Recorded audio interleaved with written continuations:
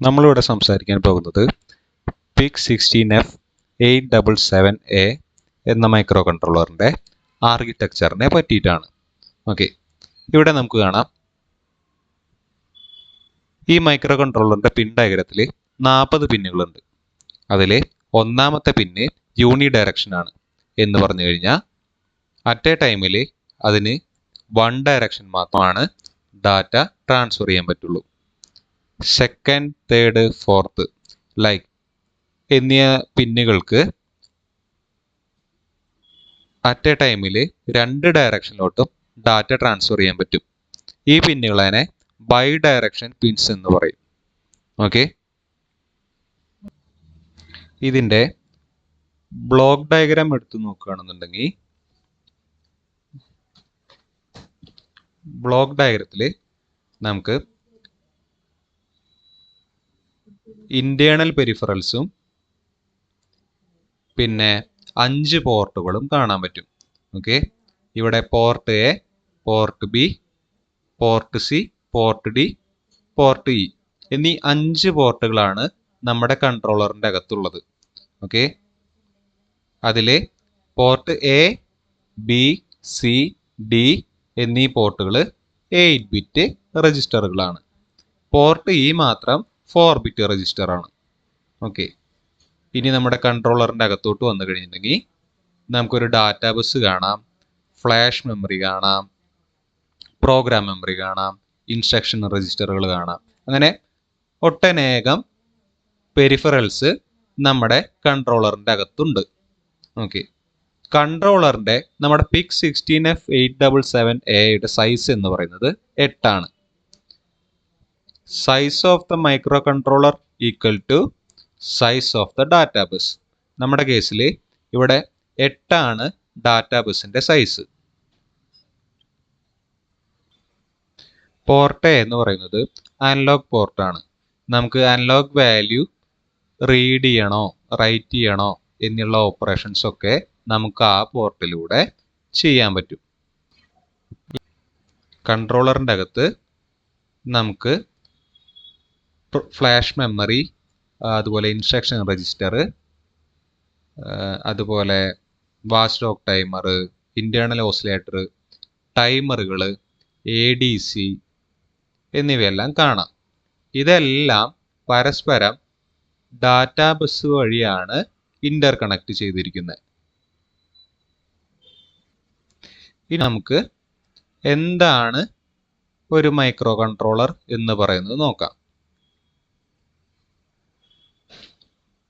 Micro controller എന്ന് പറയുന്നത് ഒരു ഇൻ്റഗ്രേറ്റഡ് സർക്യൂട്ടാണ്. അതൊരു സ്പെസിഫിക് ഓപ്പറേഷൻ ചെയ്യാൻ വേണ്ടിയിട്ടാണ് എംബഡഡ് സിസ്റ്റത്തിൽ യൂസ് ചെയ്യുക. ഓക്കെ, ആ മൈക്രോ കൺട്രോളറിൻ്റെ അകത്ത് ഇൻബിൽഡായിട്ട് ഒട്ടനേകം പെരിഫറൽസ് കാണാം.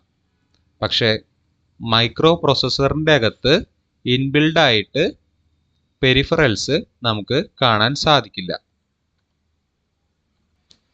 ഇനി നമുക്ക് നമ്മുടെ കൺട്രോളറിൻ്റെ ആർക്കിടെക്ചറിനെ പറ്റി നോക്കാം. ഒന്ന് ഹാർഡ്വെയർ ആർക്കിടെക്ചറും രണ്ടാമത് വോൺ ന്യൂമാനും. വോൺ ന്യൂമാൻ ആർക്കിടെക്ചറിൽ പ്രോഗ്രാം മെമ്മറിയും ഡാറ്റ മെമ്മറിയും സെയിം ലൊക്കേഷനാണ് ഷെയർ ചെയ്യുക. അതൊരു സിംഗിൾ ബസ്സിലൂടെയാണ് ഡാറ്റ ട്രാൻസ്ഫറിങ് നടക്കുക. അതുകൊണ്ട് തന്നെ അതിൻ്റെ പെർഫോമൻസ് സ്ലോവർ ആയിരിക്കും. ഹാർഡ്വെയർ ആർക്കിടെക്ചറിൽ സെപ്പറേറ്റ് പ്രോഗ്രാം മെമ്മറിയും സെപ്പറേറ്റ് ഡാറ്റ മെമ്മറിയാണ് ഉണ്ടായിരിക്കുക.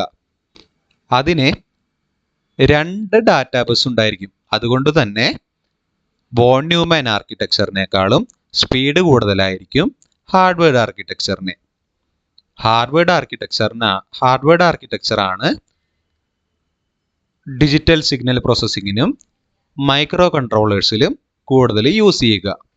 വോൺ ന്യൂമാൻ കൂടുതലായും കണ്ടുവരുന്നത് ജനറൽ പർപ്പസ് കമ്പ്യൂട്ടേഴ്സിലാണ്. മൈക്രോ കൺട്രോളറുകളെല്ലാം നമ്മൾ യൂസ് ചെയ്യുക ആ മൈക്രോ കൺട്രോളറിൻ്റെ അകത്തുള്ള സ്പെഷ്യൽ ഫീച്ചേഴ്സിൻ്റെ അടിസ്ഥാനത്തിലാണ്.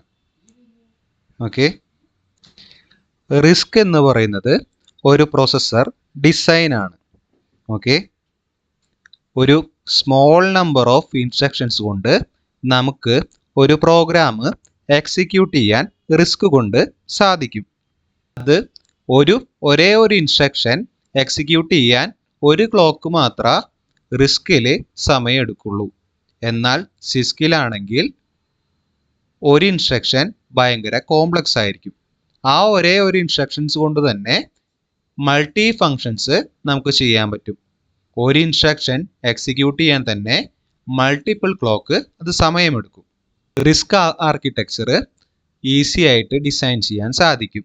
സിസ്കിനേക്കാൾ ഭയങ്കര സിമ്പിളും പവർ കൺസപ്ഷൻ കുറവും എന്നാൽ പെർഫോമൻസ് കൂടുതലും റിസ്കിനാണ്. റിസ്കിന് എക്സാമ്പിളുകളാണ് നമ്മൾ ഉപയോഗിക്കുന്ന പിക് മൈക്രോ കൺട്രോളറും ആം ബേസ് ചെയ്തിരിക്കുന്ന മൈക്രോ കൺട്രോളറും. എന്നാൽ സിസ്കിന് എക്സാമ്പിളുകളാണ് ജനറൽ പർപ്പസ് കമ്പ്യൂട്ടിംഗ് സിസ്റ്റം. എക്സാമ്പിളായിട്ട് ഇൻ്റൽ പ്രൊസസ്സർ.